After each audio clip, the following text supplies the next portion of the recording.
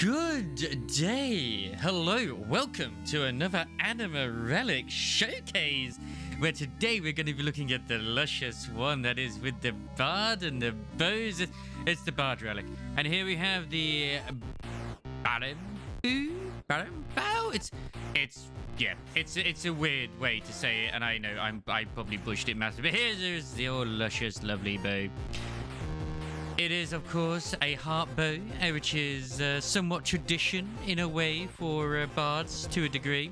It obviously is both bow and instrument at the same time. As I said, it's a harp bow. You can see here it's got several strings upon here, which also does bring when you actually unleash the bow. The bow? The arrow itself, sorry. In fact, one thing I never noticed before as well, actually, is the arrow actually does have a bit of a thing to actually play the harp with when you string it. I didn't notice that. I literally just noticed it right now. So that is some nice attention to detail. The quiver itself is nothing really too crazy. It's pretty alright. It is what it is. Almost got like a little bit of a thing you could probably toot here as well. Maybe a flute? I don't know. But yeah, this is just the first stage for the Anima Relic. So once again, got yourself a nice combination of both harp and bow put together. It is the Barambow. It looks really nice, and I love the fact that they keep it very thematic in that sense as well. Of course, once again, if you want to get this in a non-shiny version, then you will want to go to the inn that is within Ishgard, where you can purchase it with allied seals. But let us move on to the next stage, which is the Gandivar. What a very nice name. Still keeping with the sort of harp look, as you can see here. Doesn't really change too much, but on the very big bits top of the actual bow itself, little something which like harps tend to have usually when if you ever seen them in movies or whatever, like a little bit of decoration. Got a nice little angel right here with little wings, like wow, I am here and I am going to be very beautiful with how I play. So it's not much of a change compared to the previous version, but it's still pretty alright. The same with the actual quiver itself. It's now gone from what it was originally to actually it is lacking colour. Like this version is a little bit of a lesser version than the first stage because it just isn't as colourful. So next one is the hyperconductive of this version, which of course, as you probably know by now, if you've watched quite a few of these, it is when the Anima has started to try to break free of the weapon itself, and it is currently being contained, and you can see all the ethereal cracks across this weapon, which, it's very aesthetically pleasing. It's not bad. Luckily, there's not on the actual arrow itself, but that wouldn't make any sense. Not on the strings either, because obviously strings can snap. So, yes. But moving on, we'll be getting into another form change. Let us see.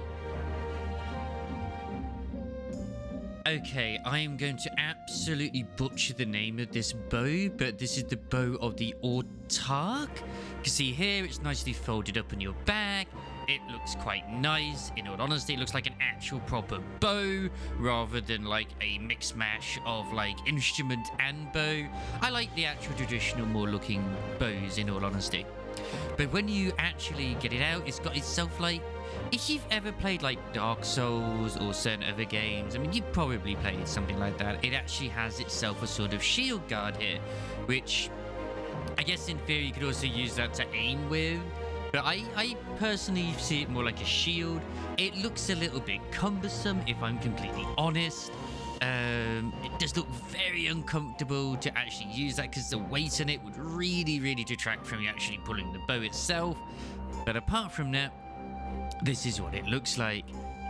It's a different design. There's not many that have this sort of shield that is added onto it as well, but for me, the magnum opus is the actual quiver itself. The quiver looks really stylish.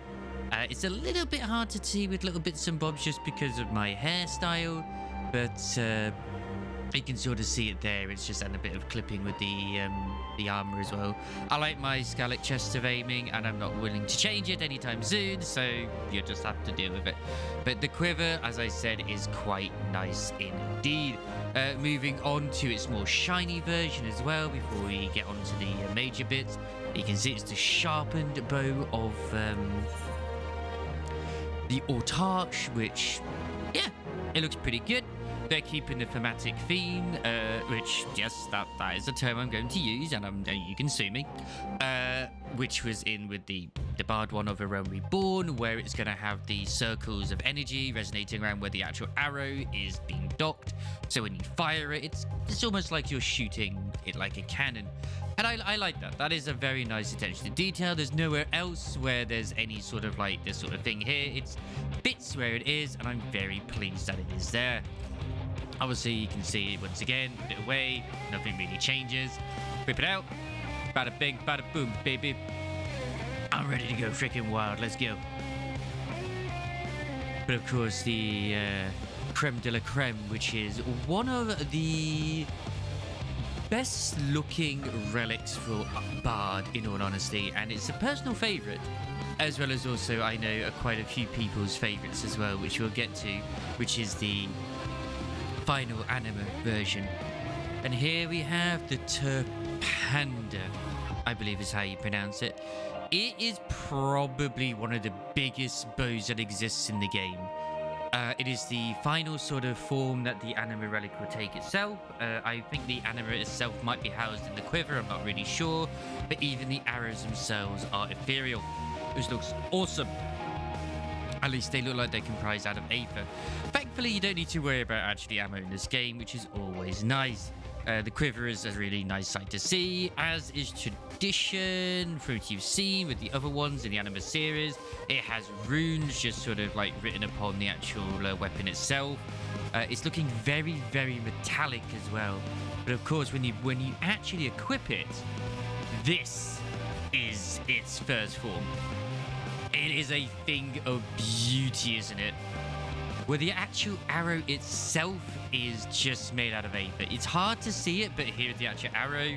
And then this is just like the extra bit you have as well with part of the relic. And I love that it just gives that sort of, when you pull back the bow, the string, and just unleash that arrow, it just looks really, really cool. It really does. But the final form, the Terpander Lux, is also a wonderful sight to see. The best looking bow bar none, at least to me, that I've seen. The arrows themselves are more like obvious to see because they're bright blue in the quiver. They still glow even when your weapon isn't equipped. The actual sort of decoration and decor that is around the actual bow is now gold. Instead, it's more embellished. The quiver itself has now got rubies instead of what it had before, like topazes. They also have more embellishments of gold, brass, whatever it is, looking really nice. The aether arrows, like I said, are blue. The Anima itself is bright blue.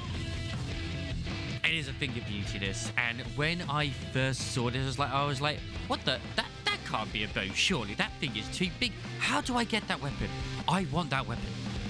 And I remember seeing it in Sikara's Tower ages and ages and ages ago.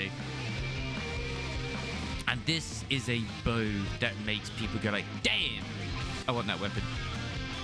I mean, if it's going to make me go, I want that weapon, it's going to make a lot of people want that weapon too. And you know what? If you want to just end with getting this relic in terms of the Anima series, then that is fine. Don't worry about it. Like, when it comes to bows, it can be a bit hit and miss in their forms and stuff like that too.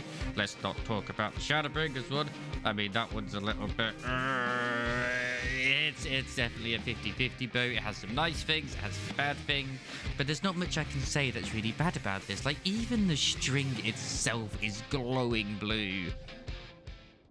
It's just a nice sort of thing they've done here. I love it. What else can I say? Apart from it's just aesthetically beautiful. And yeah, that is the Anima Bard Relic. Good luck. It's not terrible to get. These can be actually gotten in a single day once you've made one already. Eventually, I will be covering like the actual relics themselves on how to actually make one, or make multiple of them, sorry. But till then, I'll say thank you very much for watching, and check us out on twitch.tv/Wobsy. Sort of on a little bit of a hiatus from 14 in terms of streaming it a lot. I'm playing a lot of Persona 5 at the moment. I mean, it's great that the periods of content is so vast now in terms of new stuff being injected. But it also kind of means that there's a lot of free time, so it gives me a chance to play other games, which I still like 14. I'm just currently farming my Eureka relics, and yeah. But yeah, check us out over there. Don't forget to like, comment, and subscribe. If you got this far as well, thank you very much. And I'm still learning, and I'm sorry for being incomprehensible at times. But we've got the machinist coming up next, so ta-ta for now.